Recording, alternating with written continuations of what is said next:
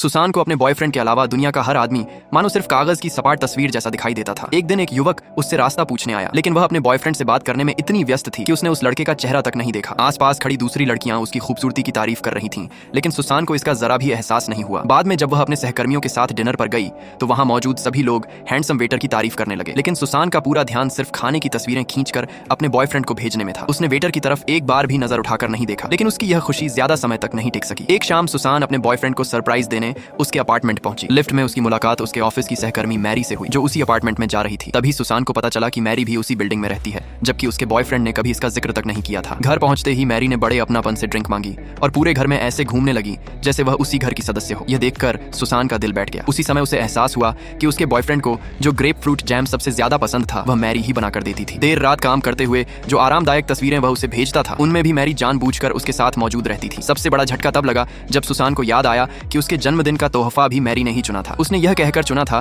कि वह सिर्फ एक अच्छी दोस्त है और उसे पता है कि उसके बॉयफ्रेंड को क्या पसंद है, लेकिन ऐसी बातें तो सिर्फ एक गर्लफ्रेंड ही करती हैं। गुस्से और दुख से भरी सुसान ने अपने बॉयफ्रेंड से जवाब मांगा, लेकिन उसने उल्टा उसी पर इल्जाम लगा दिया कि वह हर बात को बेवजह बढ़ा चढ़ाकर सोचती है। टूटे दिल के साथ सुसान वहां से रोते हुए चली गई। सबसे ज्यादा तकलीफ इस बात की थी कि उसका बॉयफ्रेंड उसे रोकने या मनाने तक नहीं आया। अगले दिन जेस ने मैरी से कहा कि उसने अपनी हदें पार कर दी हैं, लेकिन मैरी ने साफ कहा कि वह सिर्फ दोस्ती निभा रही थी और सुसान ही हर बात का गलत मतलब निकाल रही है। उसने जेस पर भी आरोप लगाया कि सुसान से रिश्ता शुरू करने के बाद वह बदल गया है। उसने कहा कि पहले वही उसकी सबसे करीबी दोस्त थी और वही उसकी हर बात समझती थी। जेस उसके सामने बिल्कुल चुप रह गया। पूरा दिन जेस की तरफ से कोई खबर न मिलने पर सुसान ने खुद उससे मिलकर रिश्ता खत्म करने का फैसला किया। उधर जैसे ही जेस सुसान के पीछे जाने वाला था, मैरी ने अचानक माफी मांगने का नाटक किया। उसने जानबूझकर उसका हाथ पकड़ लिया और उससे अपने दिल की बात कहने ही वाली थी कि तभी सुसान वहां पहुंच गई। इस बार सुसान ने बिना डरे मैरी का सामना किया। उसने साफ शब्दों में कहा कि दोस्ती के नाम पर किसी के रिश्ते की सीमाएं पार करना गलत है। जब मैरी फिर भी मासूम बनने लगी, तब सुसान ने उसकी सारी हरकतों का एक एक करके खुलासा कर दिया। उसने बताया कि जैम के साथ छिपाकर लिखे गए प्यारे नोट्स,